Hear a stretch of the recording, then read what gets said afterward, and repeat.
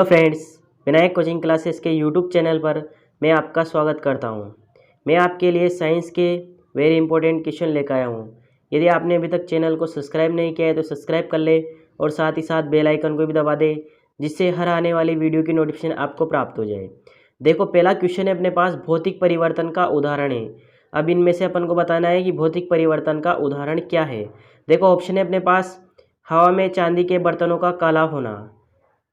Option number 2 है अपने पास, मोमबत्ती का जलना। ऑप्शन नंबर 3 है दूध से दही बनना। ऑप्शन नंबर 4 है अपने पास, पानी में चीनी का घोलना। अब बात करें अपन, इसमें पहला ऑप्शन है अपने, हवा में चांदी के बर्तनों का काला पड़ना। अब पहले बात करें भौतिक परिवर्तन किसे कहते हैं, भौतिक परिवर्तन होता क्या है। अब भौतिक परिवर्तन की बात करें अपन, भौतिक परिवर्तन वह होता है जो अवस्था परिवर्तन के दौरान वस्तु को पुनः प्रारंभिक अवस्था में लाया जा सकता है। यदि उसकी अवस्था परिवर्तित हो जाती है और अवस्था परिवर्तन के दौरान उसे पुनः प्राप्त कर सकते हैं तो क्या हो जाता है, भौतिक परिवर्तन हो जाता है। अब इसमें दे रखा है ऑप्शन, हवा में चांदी के बर्तनों का काला पड़ना। यदि कोई चांदी के बर्तन काले हो जाते हैं तो उन्हें पुनः अपन चांदी के कलर के समान नहीं कर सकते। मोमबत्ती का जलना, ये भी अपना आंसर नहीं है।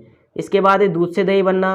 दूध से दही बनना, ये भी अपना आंसर नहीं है। इसके बाद है चीनी, पानी में चीनी के घोलना, ये अपना क्या हो जाएगा, इसका आंसर हो जाएगा। क्या हो जाएगा, पानी में चीनी का घोलना।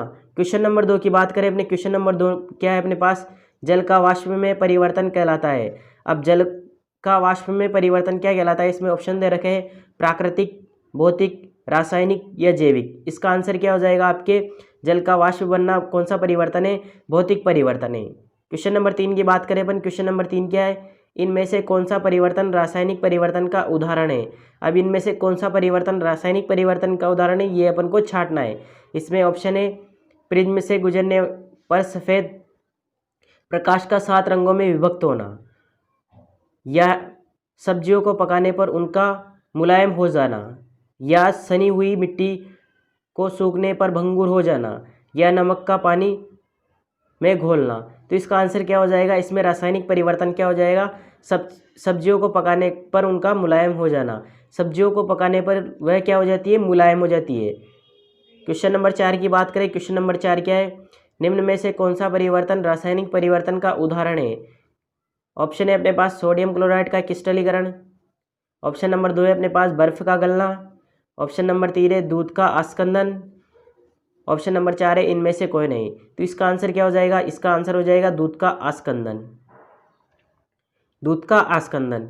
क्वेश्चन नंबर 5 है अपने पास, क्वेश्चन नंबर 5 की बात करें, जल अपघटन में ऊर्जा किस रूप में उत्पन्न होती है। जल अपघटन में ऊर्जा किस रूप में उत्पन्न होती है, प्रकाश के रूप में, ऊष्मा के रूप में, ध्वनि के रूप में, अम्ल के रूप में। तो इसका आंसर क्या हो जाएगा, जल अपघटन के दौरान ऊर्जा ऊष्मा के रूप में उत्पन्न होती है। किस रूप में उत्पन्न होती है, ऊष्मा के रूप में उत्पन्न होती है। क्वेश्चन नंबर 6 की बात करें अपन, क्वेश्चन नंबर 6 क्या है, यहाँ पर लोहे पर जंग लगने पर लोहे का भार पर क्या प्रभाव पड़ता है। लोहे के भार पर क्या प्रभाव पड़ता है, बढ़ता है, घटता है, वही रहता है या अनिश्चित होता है।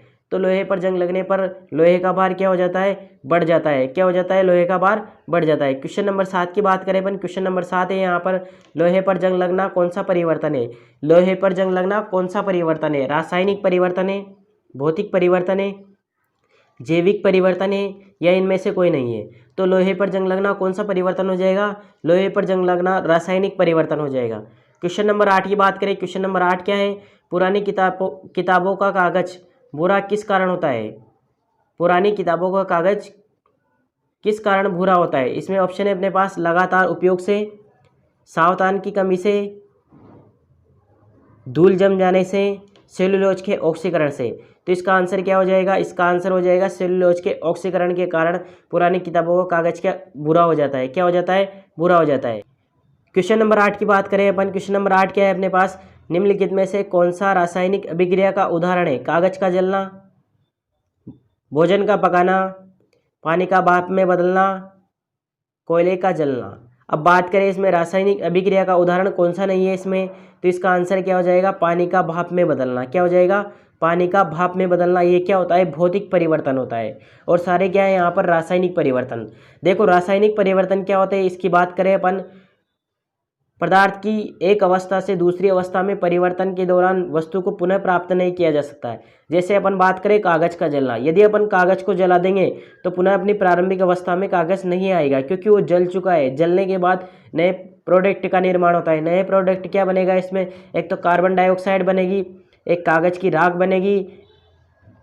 क्वेश्चन नंबर 9 की बात करें। क्वेश्चन नंबर 9 क्या है? एक कार की बैटरी में प्रयुक्त विद्युत अपघट्य कौन सा होता है? अब विद्युत अपघट्य कौन सा होता है? एक कार की बैटरी रहती है ना, उसमें विद्युत अपघट्य की पूछा गया है। इसमें ऑप्शन है अपने पास हाइड्रोक्लोरिक अम्ल, सल्फ्यूरिक अम्ल, नाइट्रिक अम्ल, औसत जल।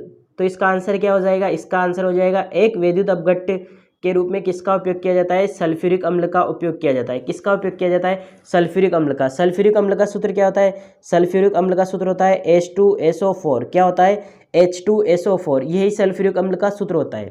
क्वेश्चन नंबर 10 की बात करें। क्वेश्चन नंबर 10 क्या है अपने पास? दूध से दही बनना कौन सा परिवर्तन है? अब बात करें दूध से दही बनना कौन सा परिवर्तन है? रासायनिक परिवर्तन, भौतिक परिवर्तन, जैविक परिवर्तन, या इनमें से कोई नहीं। अब दूध से दही बनना, यदि दूध से दही बनेगा तो अवस्था परिवर्तन तो हो जाएगी, लेकिन अवस्था परिवर्तन के दौरान क्या वस्तु पुनः प्राप्त हो रही है क्या? बिल्कुल नहीं हो रही है। तो ये कौन सा परिवर्तन हो जाएगा? आपके रासायनिक परिवर्तन हो जाएगा। कौन सा परिवर्तन हो जाएगा? रासायनिक परिवर्तन। दूध से दही बनना एक रासायनिक परिवर्तन है। क्वेश्चन नंबर 11 की बात करें। क्वेश्चन नंबर 11 क्या है? सूर्य के प्रकाश में सबसे ऊपर कौन सा रंग होता है? अब सूर्य के प्रकाश में सबसे ऊपर रंग कौन सा होता है? अब सूर्य के प्रकाश के रंग की बात करें अपन, ये तो 7 रंगों से मिलकर बना होता है। ये बात किसने बताई थी? ये बात बताने वाले वैज्ञानिक का नाम क्या था? तो न्यूटन, सर आइजैक न्यूटन ने यह बात बताई थी कि प्रकाश 7 रंगों से मिलकर बना होता है। अब 7 रंग कौन कौन से होते हैं? 7 रंग होते हैं अपने विबग्योर। कौन कौन से? विबग्योर। अब सबसे ऊपर रंग की बात करें तो सबसे ऊपर रंग कौन सा हो जाएगा अपने? वॉयलेट। कौन सा हो जाएगा? वॉयलेट। वॉयलेट को हिंदी में क्या कहते हैं? बैंगनी। तो सबसे ऊपर का पूछा गया है तो सबसे ऊपर का कौन सा हो जाएगा? बैंगनी रंग हो जाएगा। कौन सा हो जाएगा? बैंगनी रंग हो जाएगा। वी से बन जाएगा वॉयलेट, आई से बन जाएगा इंडिगो, बी से बन जाएगा ब्लू, जी से बन जाएगा ग्रीन, वाई से बन जाएगा येलो, ओ से बन जाएगा ऑरेंज और आर से बन जाएगा रेड। ठीक है, अगले क्वेश्चन की बात करें। क्वेश्चन नंबर 14 की बात, क्वेश्चन नंबर 12 की बात। क्वेश्चन नंबर 12 क्या है अपने? सूर्य के प्रकाश में मध्य का रंग कौन सा होता है? अब सूर्य के प्रकाश में मध्य के रंग की बात करें तो वही विबग्योर। विबग्योर में VIBGYOR। अब ऐसे देखें कि विबग्योर में मध्य का रंग कौन सा हो रहा है? तो ग्रीन आ रहा है, लेकिन इसका आंसर ग्रीन नहीं होगा। क्यों नहीं होगा? इसका कारण क्या है? क्योंकि जो सूर्य के प्रकाश में स्पेक्ट्रम बनते हैं वो कुछ छोटे होते हैं, कुछ बड़े होते हैं। स्पेक्ट्रम को अपन पट्टी भी कह सकते हैं। क्या कह सकते हैं? पट्टी भी। बैंगनी रंग की कुछ छोटी होगी, ब्लू रंग की कुछ छोटी होगी, या इससे बड़ी होगी। ऐसे बात करें तो मध्य का रंग कौन सा हो जाएगा अपने? मध्य का रंग हो जाएगा येलो। येलो, मध्य का रंग क्या होता है? येलो, अर्थात क्या हो जाएगा? पीला। इसमें ऑप्शन है अपने पास हरा, पीला, नारंगी, लाल। तो इसका आंसर क्या हो जाएगा अपने? पीला। सूर्य के मध्य का रंग क्या होता है? पीला होता है। कौन सा होता है? पीला होता है। ठीक है, क्वेश्चन नंबर 13 की बात करें। क्वेश्चन नंबर 13 क्या है?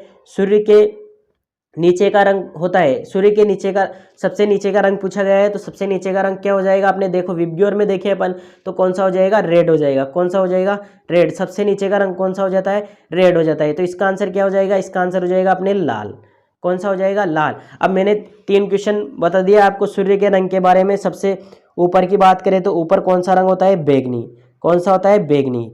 और मध्य के रंग की बात करें तो मध्य का रंग कौन सा होता है? मध्य का रंग होता है पीला। कौन सा होता है? और पीला। और नीचे के रंग की बात करें तो नीचे का रंग कौन सा होता है? सबसे नीचे का रंग होता है लाल। क्वेश्चन नंबर 14 की बात करें। क्वेश्चन नंबर 14 क्या है? सूर्य के प्रकाश को पृथ्वी तक पहुंचने में लगा समय कितना होता है? 8 minute, 8 minute 20 second, 1 minute 28 second, या इनमें से कोई नहीं। तो सूर्य के प्रकाश को पृथ्वी तक पहुंचने में कितना समय लगता है? तो सूर्य के प्रकाश को पृथ्वी तक पहुंचने में 8 मिनट 20 सेकंड लगता है। कितना लगता है? 8 मिनट 20 सेकंड। 8 मिनट 20 सेकंड को आप 500 सेकंड भी कह सकते हो। क्या कह सकते हो? 500 सेकंड। अब एक ऑप्शन और है इसमें कि 1 मिनट 28 सेकंड। तो ये समय किस में लगता है? चंद्रमा से प्रकाश के रंग को पहुंचने में समय लगता है। कहाँ तक? पृथ्वी तक पहुंचने में 1 मिनट 28 सेकंड का समय लगता है। क्वेश्चन नंबर 15 की बात करें। तारों का टिमटिमाना कौन सी घटना है? तारों का टिमटिमाना प्रकाश से संबंधित कौन सी घटना है? परावर्तन, विवर्तन, व्यतिकरण, अपवर्तन। तो बात करें अपन तारों का टिमटिमाना कौन सी घटना हो जाएगा? तारों का टिमटिमाना अपवर्तन की घटना हो जाती है। कौन सी घटना हो जाती है? अपवर्तन की घटना। क्वेश्चन नंबर 16 की बात करें, नदी या तालाब का तल वास्तविक गहराई से कुछ ऊपर उठा दिखाई देता है। अब नदी और तालाब का जो तल होता है, वास्तविक तल, वो वास्तविक गहराई से कुछ ऊपर उठा दिखाई देता है। प्रकाश की कौन सी घटना से संबंधित है? प्रकाश के परावर्तन से, प्रकाश के अपवर्तन से, प्रकाश के व्यतिकरण से, प्रकाश के पूर्ण आंतरिक परावर्तन से। तो इसका आंसर क्या हो जाएगा? नदी और तालाब के तलों का ऊपर उठाई दिखाई देना किसका कारण हो जाएगा? प्रकाश के अपवर्तन का। क्वेश्चन नंबर 17 की बात करें अपन, 17 क्या हो जाएगा? सूर्य उदय से 2 मिनट पूर्व तथा सूर्यास्त के 2 मिनट बाद भी सूर्य का दिखाई देना प्रकाश की कौन सी घटना है? तो इसका आंसर क्या हो जाएगा? आपके प्रकाश के परावर्तन के कारण, प्रकाश के अपवर्तन के कारण, प्रकाश के पूर्ण आंतरिक परावर्तन के कारण, प्रकाश के व्यतिकरण के कारण। तो इसका आंसर क्या हो जाएगा आपके? इसका आंसर हो जाएगा आपके प्रकाश के परावर्तन के कारण। प्रकाश के परावर्तन के कारण सूर्य 2 मिनट पूर्व दिखाई देता है और सूर्यास्त के समय 2 मिनट बाद भी दिखाई देता है। ठीक है, क्वेश्चन नंबर 18 की बात करें अपन। क्वेश्चन नंबर 18 क्या है? हीरा का चमकना प्रकाश की कौन सी घटना है? हीरे का चमकना प्रकाश की कौन सी घटना है? प्रकाश के व्यतिकरण के कारण, प्रकाश के अपवर्तन के कारण, प्रकाश के पूर्ण आंतरिक परावर्तन के कारण, प्रकाश के विवर्तन के कारण। तो इसका आंसर क्या हो जाएगा? हीरे का चमकना कौन सी घटना है? प्रकाश के पूर्ण आंतरिक परावर्तन के कारण हीरा चमकता हुआ दिखाई देता है। क्वेश्चन नंबर 19 की बात करें। क्वेश्चन नंबर 19 क्या है? मर्ग मरीचिका का बनना प्रकाश की कौन सी घटना है से संबंधित है? मर्ग मरीचिका का बनना प्रकाश की कौन सी घटना से संबंधित है? तो इसमें ऑप्शन है अपने पास अपवर्तन से, पूर्ण आंतरिक परावर्तन से, विवर्तन से, ध्रुवण से। तो इसका आंसर क्या हो जाएगा? इसका आंसर हो जाएगा अपने प्रकाश के पूर्ण आंतरिक परावर्तन के कारण क्या होता है? मर्ग मरीचिका बनती हुई दिखाई देती है। क्वेश्चन नंबर 20 की बात करें। क्वेश्चन नंबर 20 क्या है अपने पास? जल का अपवर्तनांक होता है। जल का अपवर्तनांक कितना होता है? 1.33, 1.30, 1 या इनमें से कोई नहीं। तो जल का अपवर्तनांक कितना होता है? जल का अपवर्तनांक होता है 1.33। क्वेश्चन नंबर 21 की बात करें। क्वेश्चन नंबर 21 क्या है अपने पास? दही से मक्खन निकालना कौन सा परिवर्तन होता है? दही से मक्खन निकालना कौन सा परिवर्तन होता है? रासायनिक परिवर्तन होता है, भौतिक परिवर्तन होता है, जैविक परिवर्तन होता है, या इनमें से कोई नहीं होता है। तो इसका आंसर क्या हो जाएगा? इसका आंसर हो जाएगा अपने दूध से मक्खन निकालना कौन सा परिवर्तन होता है? भौतिक परिवर्तन होता है। कौन सा परिवर्तन होता है? भौतिक परिवर्तन।